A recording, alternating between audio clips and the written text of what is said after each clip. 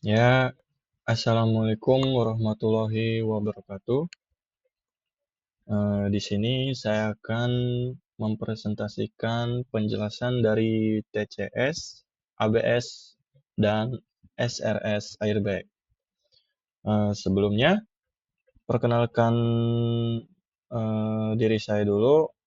Saya Muhammad Atalah Adrian Palapa dengan NIM 2204866. Ya. Jadi kita mulai penjelasan dari presentasi ini. TCS atau bisa dibilang Traction Control System. Ini adalah sebuah fitur pada mobil yang memiliki kemampuan untuk menjaga kestabilan mobil pada saat mobil itu berbelok tajam, mengerem, atau melaju di jalanan yang licin. Lalu, fungsi traction control system ini, dia ini memiliki dua fungsi utama. Nah, yang pertama itu menjaga stabilitas mobil ketika sedang menikung tajam dan mencegah roda tidak mengalami slip saat mobil sedang berbelok.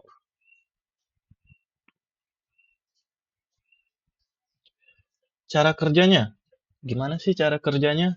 Nah, pada dasarnya, traction control akan mendeteksi jika ban kehilangan cengkraman dan berupaya memperlambat laju putaran ban tersebut.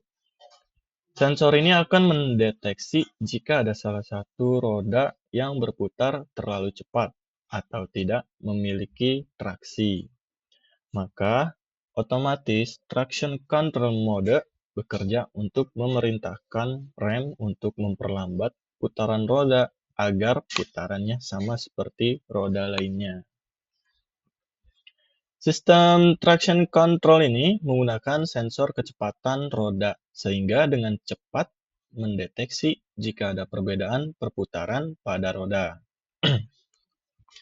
Jika terdeteksi, maka sensor langsung mengirimkan sinyal ke ECU atau ECU untuk segera melakukan pengurangan perputaran secara perlahan pada roda tersebut. Lalu, ketika ban terdeteksi mengalami slip, sistem traction control ini langsung bekerja melalui rem ABS atau anti-lock braking system untuk mengatur rem sehingga ban dapat mempertahankan traksinya. Nah, jadi seperti itu cara kerja dari TCS tersebut atau Traction Control System. Lalu, penjelasan yang kedua yaitu SRS airbag. Apa sih itu SRS airbag itu? Nah, jadi kepanjangannya itu ya adalah Supplemental Restraint System, yang mana SRS airbag ini adalah sebuah sistem pengaman tambahan. Fitur ini terpasang pada mobil dan dapat melindungi para pengguna mobil dari benturan ketika terjadi kecelakaan. Hmm. Jadi mungkin kalian sudah pada tahu ya airbag itu seperti apa bentuknya dan bagaimana cara kerjanya. Ya. Tapi di sini saya akan menjelaskan lagi.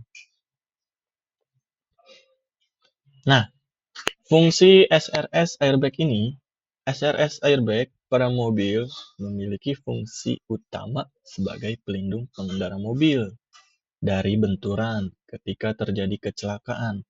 SRS airbag yang berbentuk balon udara ini nantinya akan memberikan jarak antara pengguna dan komponen mobil ketika mobil tiba-tiba menabrak atau terjadi benturan yang keras.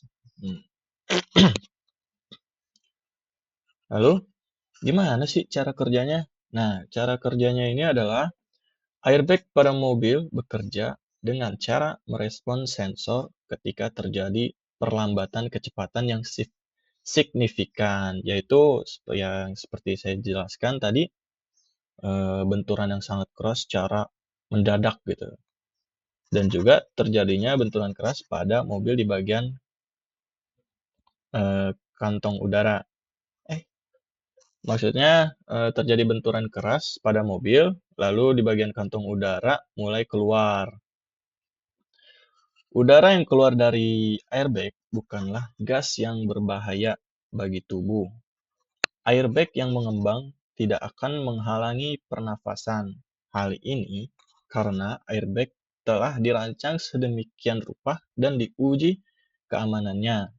Material yang digunakan untuk membuat airbag adalah nilon tipis dengan lubang-lubang kecil. Dari lubang ini, gas nitrogen yang menyebabkan airbag mengembang akan keluar dan airbag akan mengempis secara perlahan. Nah, cara kerja airbag ini yaitu sensornya akan mengirimkan sinyal yang membuat kawat mekanisme kantong udara menjadi panas. Panas tersebut yang akan menghasilkan gas nitrogen untuk mengisi airbag agar mengembang. Bantalan airbag lalu akan mengembang secara cepat dalam beberapa detik aja untuk melindungi bagian tubuh. Airbag ini melindungi bagian tubuh yang vital seperti kepala, leher, ataupun dada. Setelah airbag telah membentur kepala pengemudi atau bagian tubuh lain, maka perlahan kantong udara akan mengempis. Hal ini karena udara yang ada di dalam itu eh, keluar atau ya mengempes lah. Jadi setelah terjadinya hmm, bagian kantong udaranya mengeluarkan, lalu setelah itu dia akan mengempis. Nah, lalu penjelasan yang selanjutnya, ABS. ABS ini atau bisa dibilang anti-lock braking system adalah sistem pengereman yang berfungsi untuk mencegah roda kendaraan terkunci saat melakukan pengereman mendadak atau saat kendaraan melintas di permukaan licin. Sistem ini bekerja dengan mengendalikan tekanan hidrolik yang menuju ke disc brake caliper.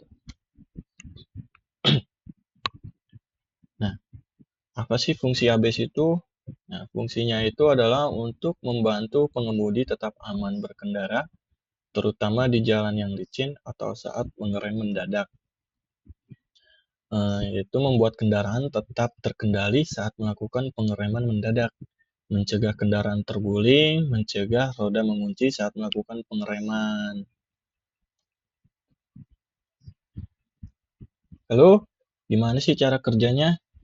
Cara kerjanya yaitu rem ABS adalah dengan mengontrol tekanan pada setiap roda saat melakukan pengereman. Saat roda mulai terkunci, sistem akan melepaskan dan mengulangi tekanan secara otomatis, sehingga roda dapat tetap menyentuh jalan dengan baik. Rem ABS ini juga bekerja dengan memonitor sensor yang terpasang pada setiap roda. Sensor ini akan mengirimkan sinyal ke kontrol unit ABS untuk mengevaluasi kecepatan roda, membuat perubahan tekanan pada saat yang tepat. Lalu selanjutnya, katup ketiga akan menghalangi tekanan.